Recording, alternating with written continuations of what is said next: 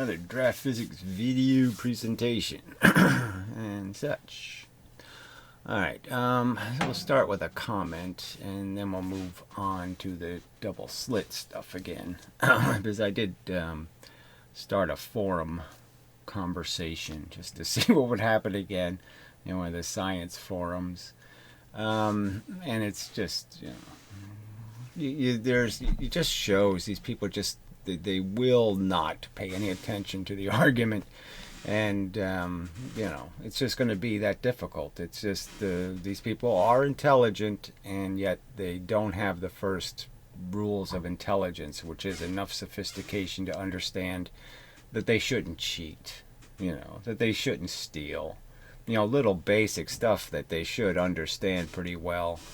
And they should understand a concept like being fair to an argument and all of that stuff. And they just have no interest at all in any kind of reasoned conversation. They'll just break it wherever possible. So, too silly post. I haven't watched the whole saga, so that's probably a lie, right? But your premise about the trains is wrong. Okay, well, the point is my premise about the trains is their assertion that something like momentum can be conserved, but the living force doesn't have to be. The living force energy doesn't have to be conserved. Okay, that's their assertion. I'm arguing with their assertion. Okay, if the heavy train collides elastically with a stationary train, half its mass, the resulting velocities are constrained to a specific value. So, says you. So he's essentially going to assert that if I hit a cue ball into another pool ball, and the cue ball stops, and the other ball leaves, that the other ball will not conserve the momentum. It will leave at some much reduced speed. Because it has to, because he says so. Well, anyway, obviously that's not the argument made in the two videos I played. The argument in those videos was momentum was completely conserved. There were no losses to heat or deformation or any of that stuff because the momentum was conserved. So again, just ignore the argument completely and pretend something else is being argued. Yes, that's a great tactic. Okay. Alright, velocity is a specific value. If someone claims that the heavy train will stop and the light train will take off at twice the speed, yes, like in the pool ball example, so let's, for example, if the cue ball was twice as heavy as the other balls on the table, that would be the implication. That if you got the cue ball to stop when it hit, that all of its momentum would go into one of the smaller balls. That means they would leave at twice the velocity. That's the exact claim in Physics Girl's video. It's the exact claim in the other video. So he's saying they're wrong. Okay, their videos were wrong. Okay, so he's on my side? Oh, is that what it is? Oh, okay. He's defending my claim that their videos were wrong. Okay. If someone claims that the heavy train will stop and the light train will take off at twice the speed, then they don't understand basic mechanics. Okay. So momentum isn't conserved, ever. It's just a fact. It's not conserved. It's used up as deformation and heat and noise and all this other stuff. It all gets sucked away somehow. And it gets sucked away in some way that makes sense, that you can square the velocity and have the mass as being contributors to whatever momentum was. So again, the argument is about whether momentum is a measurement of energy. And I would clearly say that Newton was correct. It is a measurement of energy. Okay, and that the energy is conserved. Alright, so then he pretends like he's going to make a rational argument here somewhere, and there's nothing in this. Okay, you could just read this and you'll never figure out what the fuck he's talking about. And so you finally get to his conclusion. Okay, so this is the part that's funny. Bottom line, the heavy train will continue after the collision at 1/3 the speed. So somehow it did lose momentum. If it's leaving at 1/3 the speed, okay, and it has twice the mass, that means it did lose its momentum. Okay, so momentum can't be conserved. it can't gain mass and it can't lose mass. So clearly, if its velocity is only 1/3, then it clearly, without a doubt, lost momentum. So you can't say momentum was conserved. It's a ludicrously insane proposition. Okay, right on its face. You obviously lost some momentum. Okay, and the light train will take off at 4/3 the heavy train's initial speed. So this is not observed in reality. He won't cite an experiment that demonstrates this, that this is the fact, that Newton was wrong, that Newton was stupid. I mean, he was really dumb, okay, that he didn't observe this doing thousands of experiments, that Newton was too stupid to see the obvious, okay, that momentum is never conserved. Oh, amazing. This is the only allowable outcome in a perfectly elastic collision. Says you, Mr. He calls himself too silly.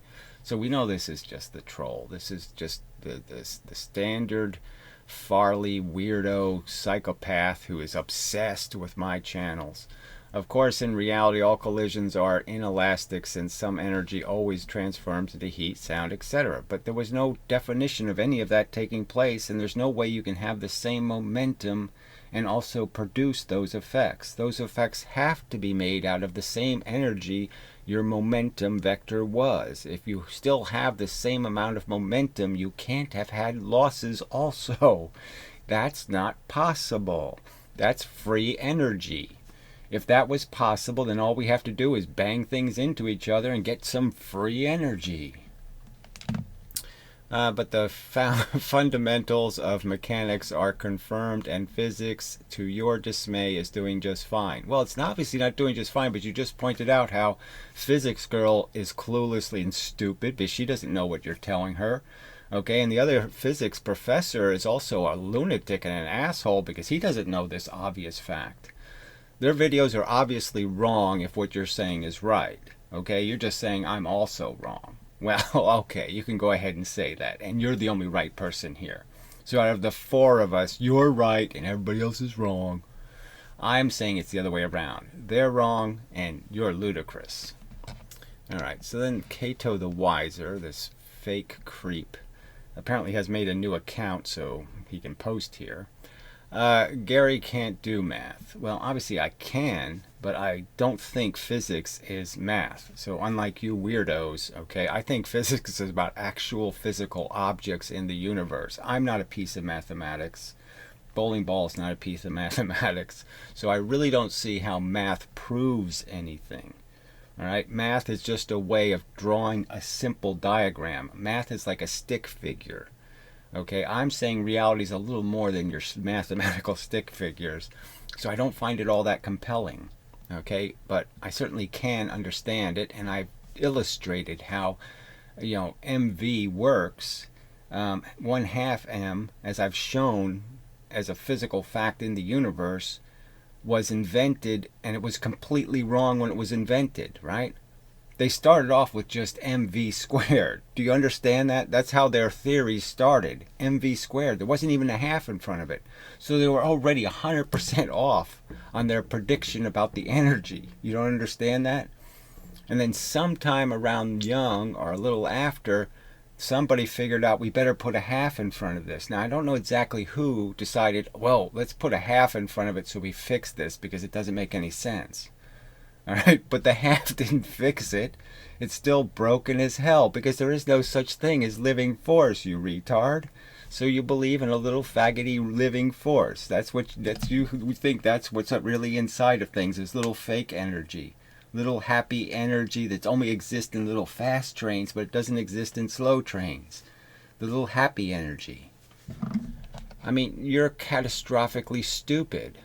So anyway, he can't do math. He's catastrophically lazy. I'm obviously not lazy. I mean, I'm producing videos every single day, and I have to do a bunch of thinking to be able to realize any of this stuff and to fact check the nonsense that's on the internet. So clearly you're the one who's lazy. You've produced nothing. You have no content. You demonstrate nothing. You show nothing. You link to nothing. You're the lazy as hell fucker. Alright, you guys have some interesting ideas about philosophy though. Well, whatever. And then he says this, I wish he'd do some gardening videos on his from his new locale. So why are you even bringing up the subject? You know that I've basically being terrorized, right? I've moved, and the place I live now, somebody else lives here, okay? And they feel threatened, okay, by these people who are playing with their identity, their location, their address. And that any indication of where I exist now hurts these other people. All right? And I can't do anything about that.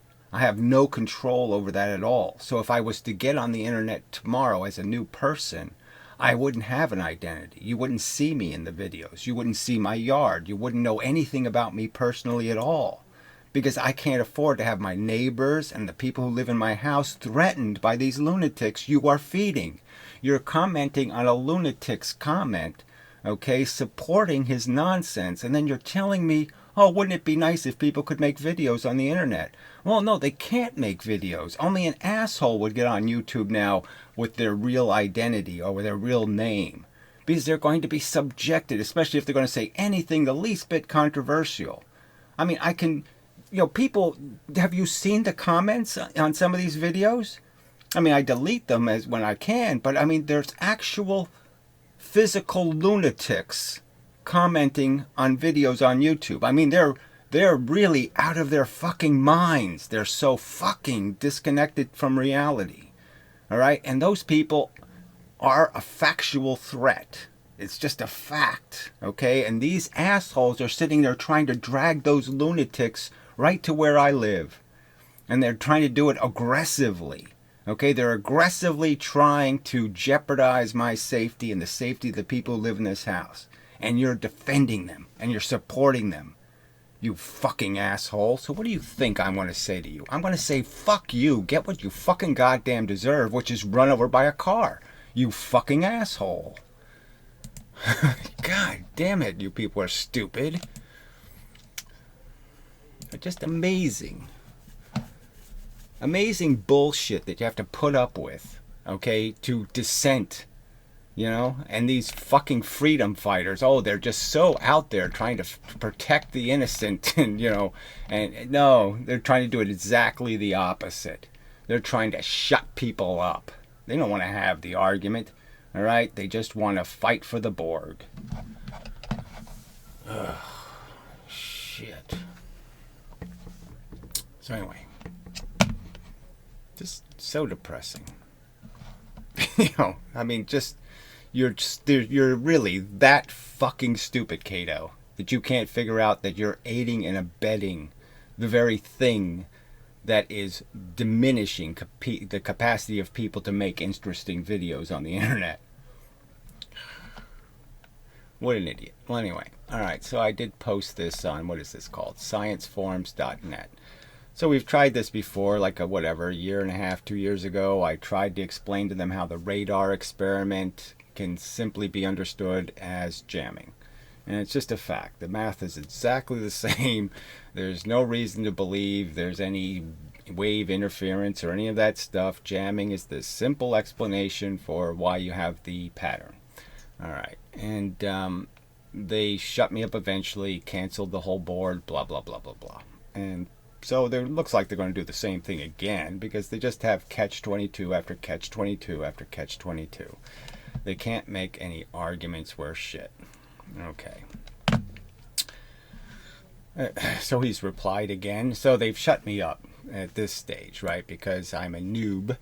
All right. I have no posting rights, really. I can respond to one comment a day. Okay. So apparently that's the rule. One comment a day. That's all I get. All right. So I posted this yesterday, and this whole thing is kind of difficult. It's difficult to argue anything in text comments. You're going to make a physics argument in text comments. It's really not that easy to do. All right, the two-slit experiment can be better and more completely explained by a particle theory. It should be known by most physicists that the two waves cannot explain the complex pattern. So the drawing by Young has always been wrong. All right, and the fact is you need much more sophisticated math to get the right answer, okay? Because two waves really don't explain the envelope pattern that is really in the two slit pattern. There's two patterns. There's little bars, and then the little bars are inside of a bigger pattern. And that can't be explained with any, oh, the wave splits in half. It goes through the two slits and two waves pop out. The two wave theory absolutely doesn't work. Okay, and so yes, but there is another theory of math that fixes that. Okay, but it's really complex, and it's subtly hiding the fact that it's merely taking two distances, the four surfaces. It really is figuring the four surfaces as being four wave sources, and then doing the math. So anyway, all right. It should be known by most physicists that two waves cannot explain the complex pattern, a pattern in an envelope pattern, of the double slit experiment in light. Two wave math will fail if the slits and the width of the impediment are much larger than a wavelength of light. So the only way it can succeed is the slits have to be very, very small, or the impediment has to be insanely small. And if you do that, you eliminate, you basically turn the four sources back into two sources, because two of the sources will be so close to each other that they mathematically add up to being about the same thing. All right. The math that works reliably regardless of slit width. So they do have math that doesn't care whether slits are wide or closed or this or that. It works no matter what. One slit, two slits, 10 slits, a million slits. It works. And it works because it does count the surfaces as the sources. So in a sense, the single slit becomes the two source experiment, and the single impediment becomes the two source experiment, in the sense that the two surfaces are considered the sources, and the double slit would be obviously the four source experiment. All right. The math that works reliably regardless of the slit width views the experiment as having four wave sources with centers located at the slit surfaces. So these are all facts, okay? Not really disputable by anybody reasonable. They're just facts, okay? When this correct math is drawn as waves, the image is irrational. So the argument clearly is that you really can't rationally explain why the waves would break right in the middle of the slit. That doesn't make any sense. And it doesn't make any sense that the waves would go right through the impediment to be able to create the pattern. It really doesn't make any sense to say that your wave comes into the slits and then it makes four new little waves in just these locations right on the surfaces coincidentally. All right. It doesn't draw very well is the simple point.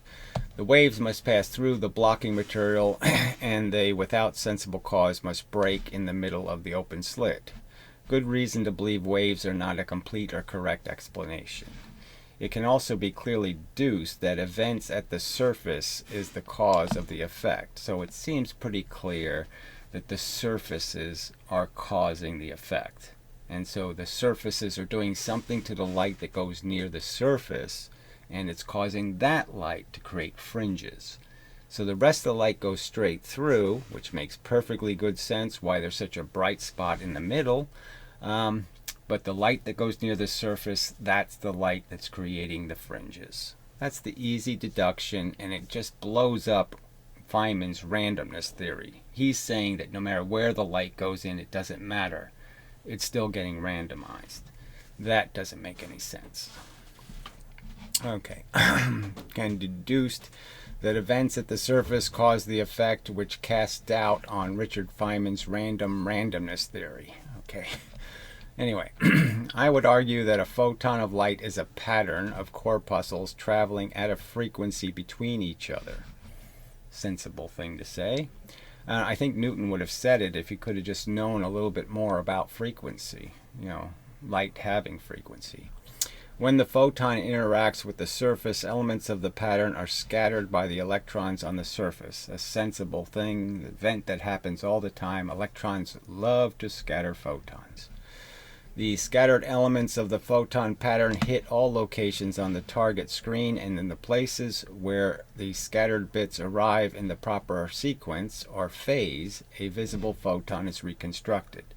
So the simple argument is the pieces are thrown at the screen, and 50% of the time they're back in phase, and 50% of the time they're out of phase.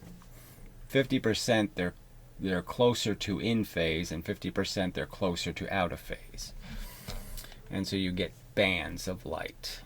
All right, no interference, no superposition, no wave function, just completely mechanical and understandable probability of reconstruction. And then I post, they don't allow you to post active links, I guess, a link to the video, which they probably won't watch. So this, whatever this person is, you know, this is the same snot guy who banned me the last time, so who knows how long this is going to go on. But just bizarre characters. I mean, you know, these are the defenders of physics. So let's understand. I mean, it's bad enough that, okay, in history they took ideas from people that were a little bit wacky, but they weren't overtly wacky. I mean, they weren't trying to be wacky, right? Psychotic, insane, you know. So this is guy, you know, I don't know, what is it, some sort of Buck Rogers thing or something? I mean, anyway.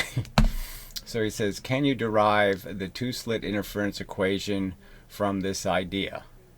Well, why would I already derive mathematics I already said works?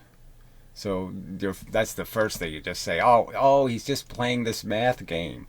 No, the math isn't in question, okay? We're both arguing that what's causing the effect. The argument isn't about what math works, it's about what cause makes sense. You're claiming a wave makes sense. I'm claiming a wave can't make any sense, doesn't make any sense, and the only way you can explain it reasonably is with particle scattering. All right. So I say to that, as I explained in the linked video, the mathematics is rather simple. I mean, you just do the arc thing, you know, the half of a pi thing, and you can figure out exactly how many bars there are and blah, blah, blah. The shortest distance between any of the two surfaces will tell you the number and placement of the envelope fringes. So the shortest distance between two surfaces will be creating the envelope pattern, the wide pattern, and the longest distance, where there's the most wavelengths of difference, that one will create the little bars. Okay. Just divide the wavelength of the light into the distance between the surfaces and multiply by pi and the distance to the target. That will tell you how large the individual fringes are as a portion of a 180-degree arc. So as I explained in the video, it'll just tell you exactly how many there are. There are only so many vectors that can possibly be one wavelength out of phase or one wavelength in phase, right? There's only a certain amount of them in that 180 degrees. See, you're projecting on an infinite plane. Infinite plane, there's no such thing in, you know, reality.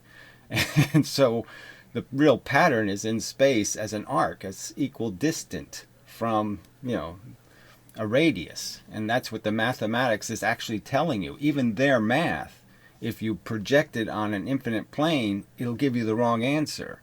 So even their math has to be understood that it has to be viewed on an arc. And if you view it on an infinite plane, you'll start getting way wrong answers out here on the fringes. They'll get distorted horribly. All right. So you won't predict correctly unless you understand that. Anyway.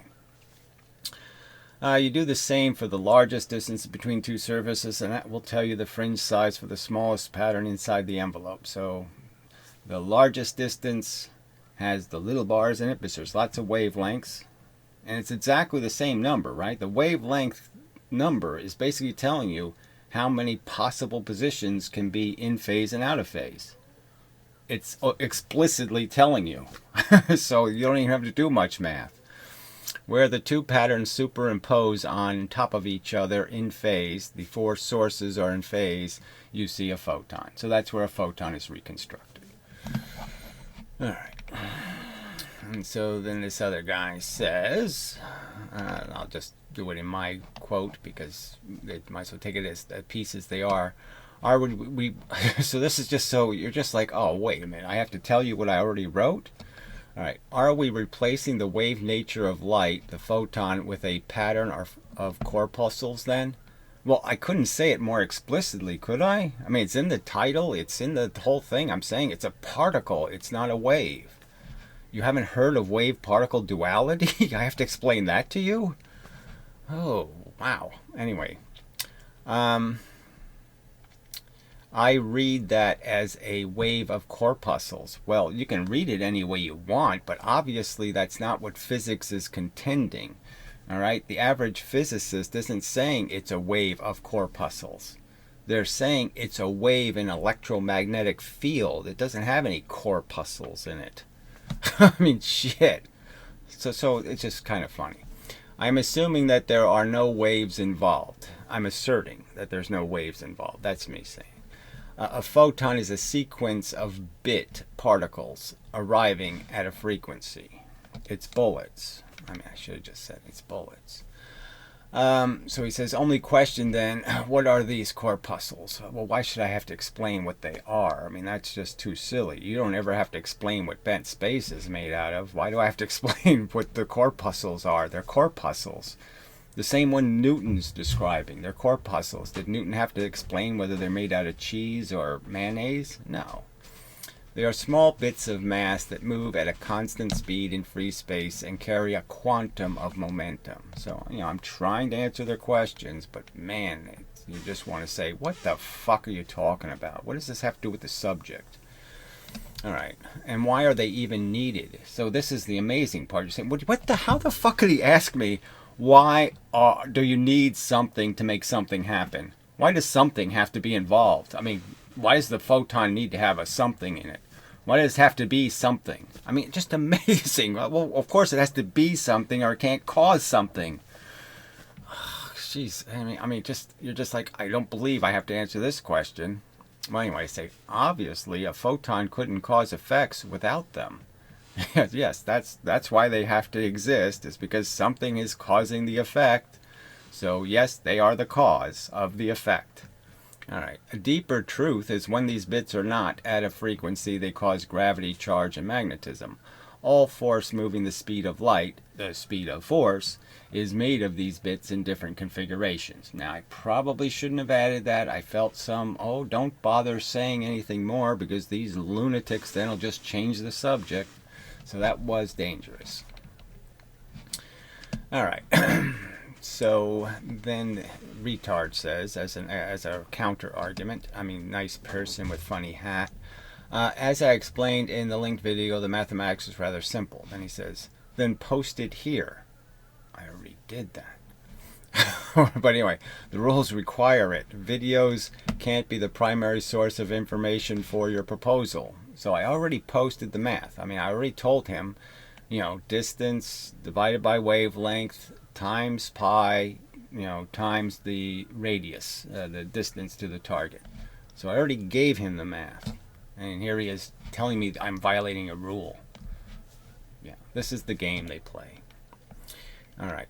Let's understand, this isn't on the main physics.net website. This is in a subcategory, called speculations.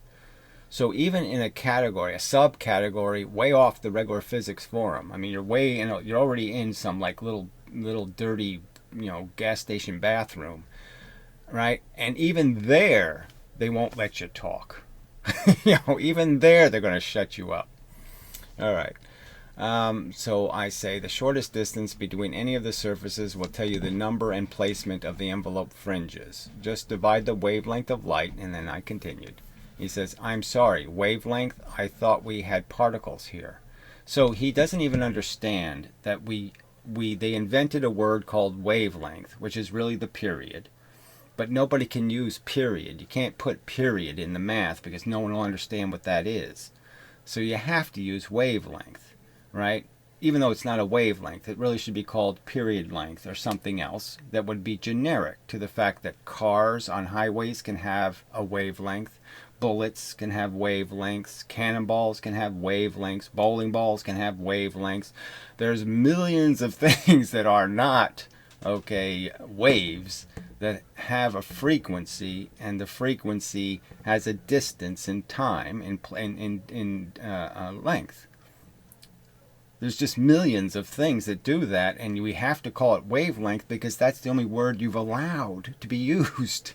Okay? It's not the fault of the particles that you are wave bigots. Well, anyway. So I answered that, of course, and so we'll get to that. Into a distance between the surface and multiply. So here's the rest of the equation. Why would you do this calculation? What's the physical justification for it?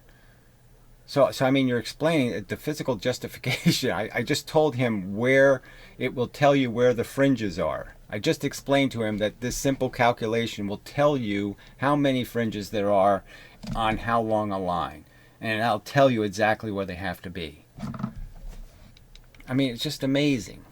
Okay, and then, so this is a whole paragraph. We won't bother with that. Which surfaces are these?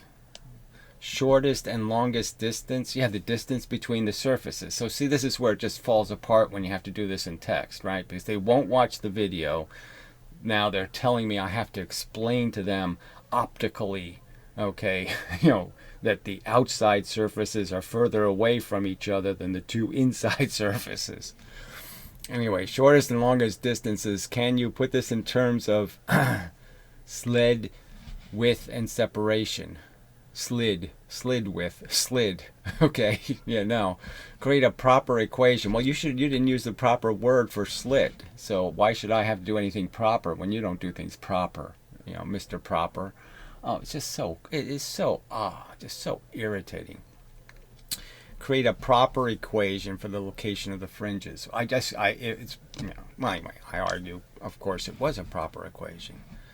All right, so he says, then post it here. The rules require it. Okay, and I said, the vector math is already conceded in the argument. So I quote myself. The math that works reliably, regardless of slit width, views the experiment as having 4 wave sources with centers located at the slit surfaces. All right, so I said it overtly. Math is not in dispute. What's in dispute is what's causing the effect.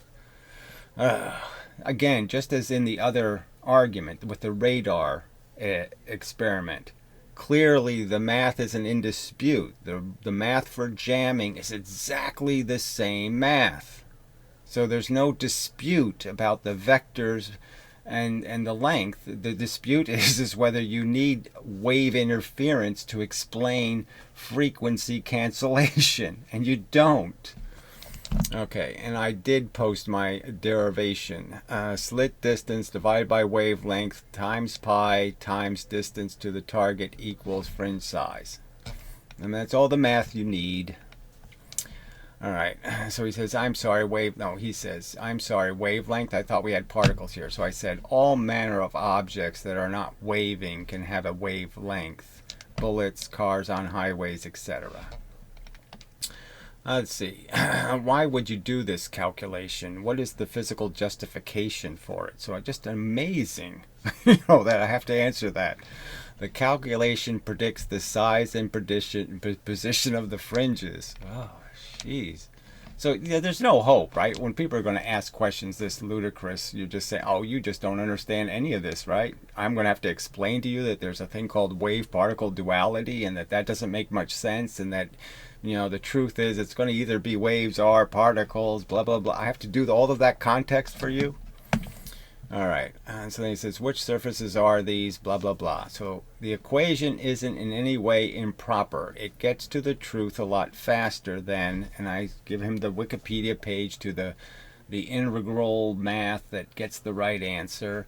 Okay, that's completely, all this sine theta stuff that you don't need any of that crap to identify the position of the fringes. So you can do a much simpler derivation of the variables, a much simpler arrangement of the variables, and get the answer much quicker. The math is merely deriving a path length difference. There is agreement that the path length difference creates the phase differences. So there's no disagreement with the math. We're both conceding there's a phase difference. The argument is whether it's a phase difference in a wave or a phase difference between bullets landing on a surface. As stated, their 4-source math works, but their analysis of the cause is incorrect and frankly irrational. Okay. D1 creates the large envelope pattern, D2 creates the smaller fringe pattern. So I give him the image, right? D2, far away slits, D1, close slits, D1, close slits, D2, far away from each other slits. Not that complicated. All right. So then he says, the other guy says, look, he's pretending to be Clint Eastwood. Yeah, I'm sure you're just like him. I am asserting that there are no waves involved. The photon is a sequence of bit particles arriving at a frequency. I say that. He says, a sound wave is a pattern of compression rarefaction pulses, okay, of particles or molecules of gas. Yeah, arriving at a frequency. So he's using the particle. He's conceding that it isn't a wave, that it's really a bunch of particles, okay, that are making the end product. Now, what he's not conceding is that those particles are by air pressure forced to interact with each other, where bullets would never interact with each other. How is that any different from what you describe? So he's not really arguing the conventional theory, right? The conventional theory is it's a wave in two fields of force, not that it's a wave in two fields of particles. So again, he's really cheating the argument here by saying that somehow conventional physics is conceding that a photon is particles, when clearly they're not. All right, you have simply inserted a medium for the EM waves where none is needed, which doesn't make any sense, right? I mean, you don't need a medium for waves? Oh, I think you do. Okay, I'm the one saying the medium is the particles. There's no medium. There's just either there are particles or there aren't particles, but there's no medium involved. All right. No, this is him still. Small bits, constant speed, carry quantum of momentum. As this is speculations, you require some basics for this assertion. Some basis for this assertion. Yeah, my basis is the double slit experiment because it proves the point. Yeah, that's the basis for it. Oh, amazing. As it is not accepted physics. Oh, so speculations isn't about anything but accepted physics. You're not allowed to speculate outside of accepted physics, whatever that is. Does that mean accepted physics is many worlds and I can't suggest Copenhagen? What the fuck does accepted physics mean? Oh, just so pathetic. Since these bits have mass, this constant speed cannot be the speed of light. So that's his assertion too. Oh, he says so. So he's saying photons can't have mass, ever. Okay, it's not about rest mass or real mass or any of that. No, they never have mass, ever. He says so. I mean, this is how arrogant and obnoxious these people are. I can't dare tell him he's wrong, can I? Right? Not without getting in huge trouble. I mean, not without offending poor Clint. I can't dare explain to Clint how, no, there's a whole bunch of dispute about what the mass of a photon is. There's nobody who has the authoritative answer that it has zero mass. Nobody can say that with any kind of real authority. And he knows it. All right, anyway. So then I say about magnetism, blah, blah, blah, blah. And he says, whoa. So those small bits of mass cause gravity, charge, and magnetism? Question mark. Yeah, that's what I'm saying. How exactly do small bits of mass cause charge? Well, you'd have to listen to the videos for me to explain it to you, but it's not that complicated. Again, really simple. And again, forces propagating at the speed of light are made of these bits of mass. Yes, that's right. This last statement of yours is very far off beaten path of accepted physics. Yes, well, particles are way off the asserted physics, any theory of a real particle, as you have de Broglie turned everything into some sort of wave function. You've forgotten about that? Everything's a wave function, okay? Nothing's a thing anymore. Anyway, sticking to it requires the overturning of almost all physics and our best theories. Yes, your best theories are pretty rotten. And a lot of patchwork. And it won't be much patchwork because 2 + 2 + 2 is really simple. That is a pretty steep mountain to climb. Well, whatever. Wow, that's a lot of metaphors. Yeah, it's a lot of useless tripe. You could just say put up or shut up, and I'll put up, and then you can shut up. Okay, yeah. Anyway, so this snot guy posts this crap. Now, this is after they've stopped me from responding, so I can't respond to any of this horse crap. Alright, so it says fringe size is fringe separation. So it is 1D. So now he gives D an assignment of a value of 1. So when I said D1 and D2 to identify the two distances, he's asserting that I'm saying D equals 1.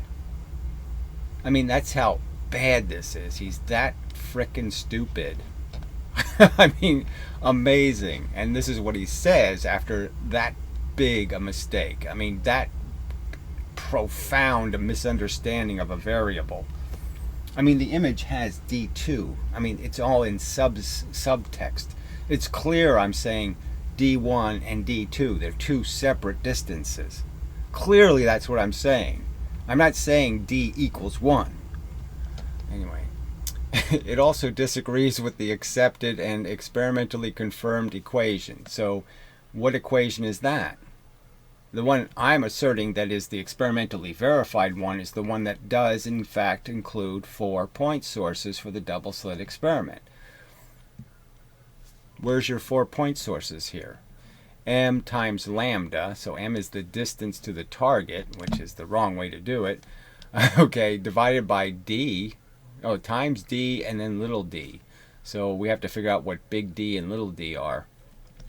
And if it disagrees with experiment, it's wrong. So again, he's just making these assertions. That's the very thing being challenged, is that you have any evidence whatsoever that of this right and wrong stuff, that you could link to an experiment proving any of it at all.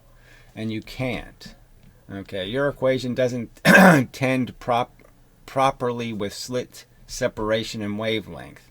So of course, I couldn't make it clearer. You just divide the wavelength into the separation of the slits, and it tells you exactly how many places there will be a possibility of constructive interference, as you call it. It'll tell you exactly how many points it's possible to have that. It's that simple, and you've made it so much more complicated. Anyway, also, where would the second and third order fringes appear? Well, that's exactly the whole point. If they're a standard size, you just divide them into the length and it'll tell you exactly where they'll appear. Not complicated at all. And why would they be there for particles? Well, as pointed out, we're talking about phases matching. So a particle from one can match up with a particle from another, and they'll end up being in the right order of 1, 2, 3. That is, a particle that arrived sooner but took a longer path will end up arriving at the right time to match another particle that arrived later but took a shorter path. And those two will match in phase, and they will reconstruct a photon, which is exactly what I said. Anyway, as I already said, you would need to provide a derivation. So again, this is just insane. I've already explained it, and he's saying derive it some more. Why do I need to derive it anymore? I've already given you the answer. The equation is complete and simple, and yet I have to derive it some more. But as it's demonstratively wrong, that really not necessary. So he's just declared it wrong, hasn't proven it wrong, hasn't even treated it with any kind of reason. I mean, again, to assume when I said D1, the one distance, and D2, I was saying the distance equals 1 or the distance equals 2. 2 what anyway? I mean, it's just nonsensical rubbish. All right, and then he says, all manner of objects are not waving can have a wavelength. Well, it'd be interesting to see what he says here. Bullets, cars on a highway, etc. No, if it has a wavelength, there is some wave behavior. So can you believe this? I mean, this is an asshole now, right? I mean, officially, he's an asshole. He doesn't understand that there's tons of things that have a frequency, and it's called a wavelength. Even the period of a pendulum, there's all the sound notes, all of that stuff is vibrations in a string, okay? It's a physical object that you're measuring its length. I mean, there are a ton of things Yeah, again, it's even even though the mechanical thing that you can make waves out of. You take steel bars and you can have tension in them. The steel bars, okay, have a physical wavelength. There's no physical wave between the end of the bars. They're not connected to each other. They're just creating the pattern for you to see it. But you can do that with ball bearings. So amazing assertion that no, like again, if you were watching cars on a track and the cars have a certain distance between them and are moving a velocity, it wouldn't be called the wavelength. To identify the distance between the cars, it would be inappropriate to call that a wavelength. Amazing. Okay, the calculation predicts the size and position of the fringes. He says incorrectly predicts. Now, he doesn't prove it's incorrect in any way. None of that happened, blah, blah, blah. Anyway, so here's my response to the other guy before this guy, okay, before I lost my posting rights. Okay. A sound wave is a pattern. So I say particles in a transmitting medium are stuck to each other. So when you're talking about sound waves or water waves, those are about particles, but they're particles that are stuck to each other, either because they've been forced into a small container, pressurized, or because they are molecularly attached to each other like water. Okay, and are affected by each other's movement. Okay, they do not scatter independently like a bullet can. Okay, so that's a simple enough argument, but they won't accept it. Okay, as this is speculation, so he's telling me I have to have a basis for my assertion. I say, whether photons have mass is far from settled science. Einstein clearly thought they did. Now, there's lots of quotes from Einstein in his whole reasoning of why he, believed there had to be, I mean, I can quote it out of the movies even. The movies of Einstein, he's actually saying, well, photon has to have mass because it has momentum. So he understood that. And the fact that he's declared that photons are twice as bent by gravity sort of implies that they have to have mass. I mean, come on. News flash. Anyway.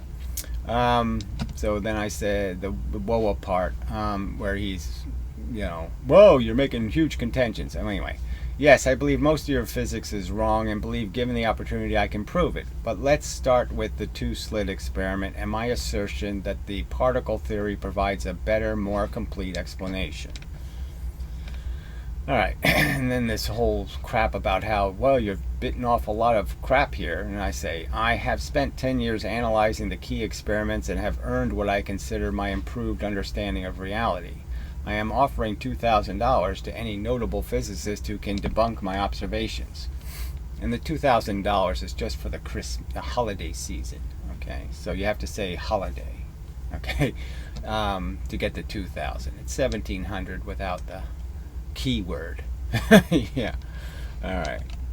Okay. So this I haven't had a chance to respond to. But let's start with the two-slit experiment. Okay. And so he says, Swan Snot had just finished explaining to you that it doesn't. So did you see the explanation where he proved I was wrong about anything? No, I didn't either. Einstein did not think light had mass. So that's his assertion. That's what Clint says is the truth. Okay, and gas particles are not stuck to each other. I just pointed out how they're stuck in pressure. So they are stuck to each other in the sense they're in a container they don't want to be in. Okay, they're confined, so they have to hit each other. Idiot, idiot, idiot, idiot, idiot, idiot. Okay, and I hope you aren't hard-headed and at least learn something from this.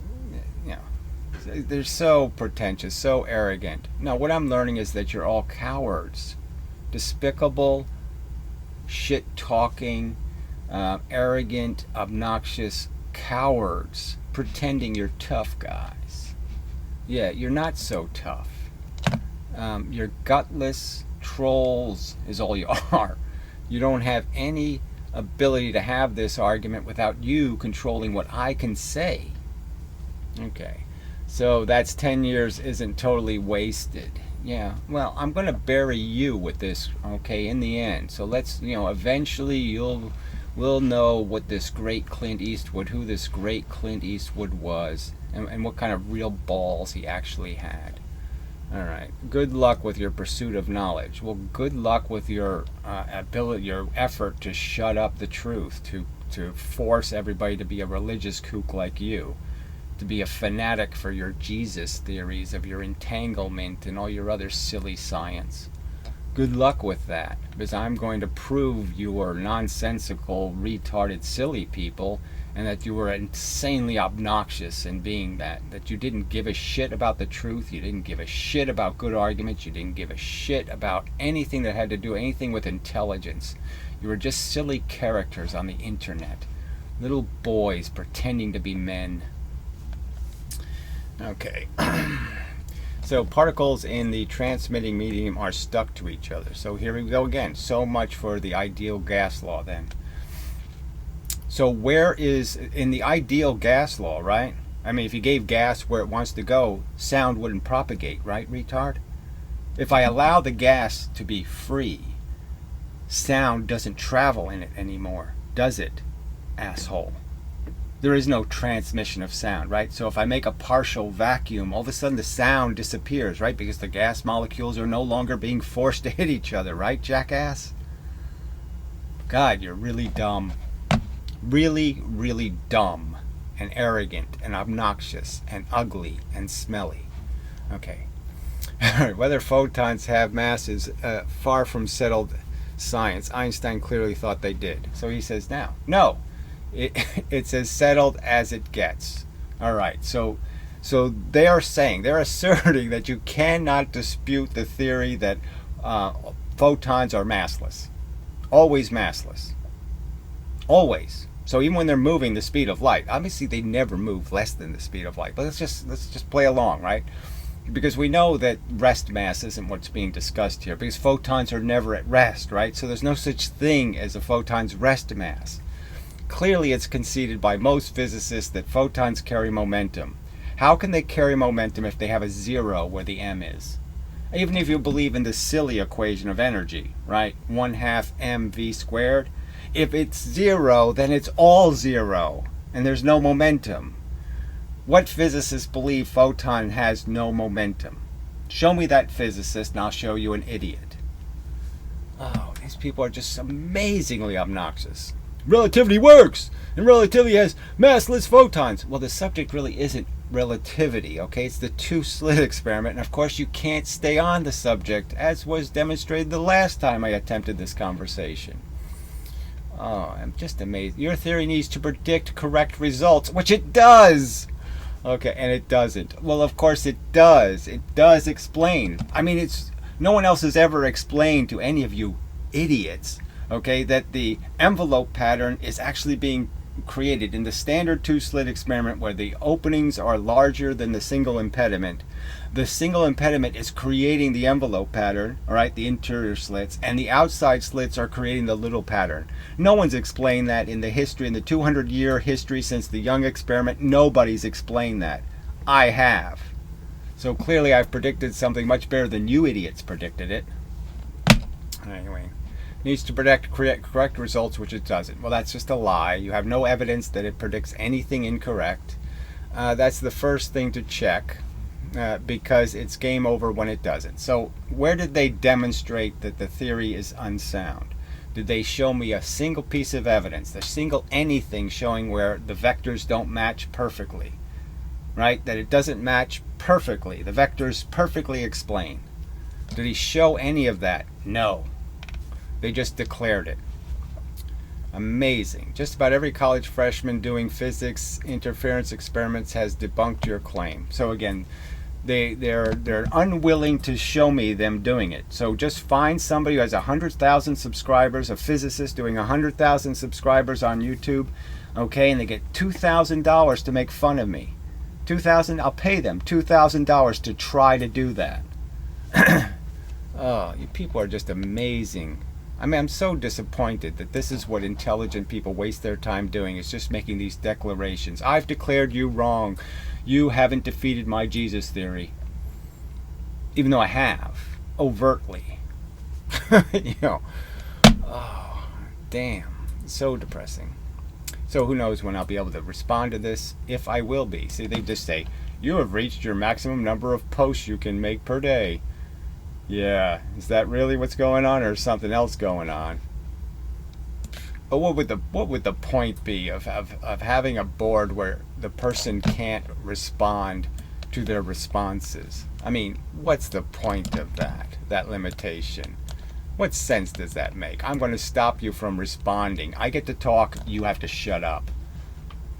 I mean, just so stupid. So anyway, so we'll see where it goes.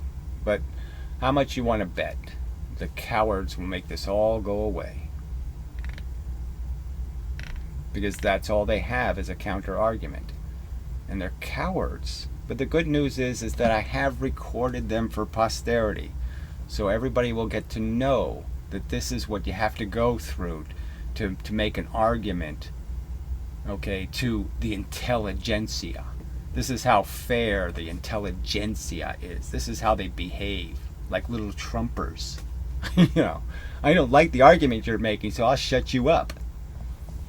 You're pathetically weak. All right.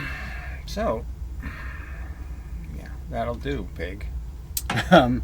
So I will be making the short video on the living force. You know, I'll attempt to make a very quick summation of how this stupid equation is just that silly, stupid, totally unnecessary, totally superfluous, a redoing of Newton that is just so nonsensical. You just can't make any sense out of why anybody would think they needed to do this when there's absolutely no room for it in rational physics. We know how far springs are compressed. We know that's a measurement of momentum. We know that if I take that compressed spring and I push a 10-pound train or a 5-pound train or a 3-pound train, that there's only the momentum. The train can't go some special new speed. It can't gain joules of energy from nowhere. The spring has to give them the joules. The joules are in the spring. I don't give something more joules because it moves away faster. I don't give lighter things more joules of energy than I give the heavy things. I mean, it's so nonsensical. And here I have to make this aggressive argument. I have to aggressively defend myself against this obnoxious bullshit over something that everybody should be willing to just concede that, oh, that was a silly turn for physics to take. What was the point of that? And again, to just recognize they first had it completely wrong. I mean, 100% wrong, right? They first said it was mv squared. There was no half in front of it. And then somewhere in history they slid that half in. We'll have to figure out where that was. So maybe somebody could research that and figure out where they slid the half in. Okay, because Leibniz didn't think there was a half, and the chick didn't think there was a half, and I don't even think Young thought there was a half, but all of a sudden the half showed up somewhere. Who threw that in there? Oh, I mean, the history is so ugly, and it's right there for you to look at and say, gee, that is ugly. Okay, I mean, they were 100% off, and they were asserting it as a fact. Come on.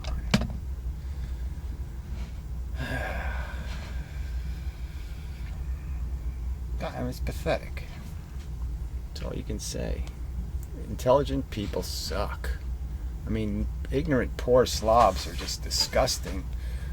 But, you know, smart people are cowards. Oh, that doesn't look right. Well, hopefully it is right regardless.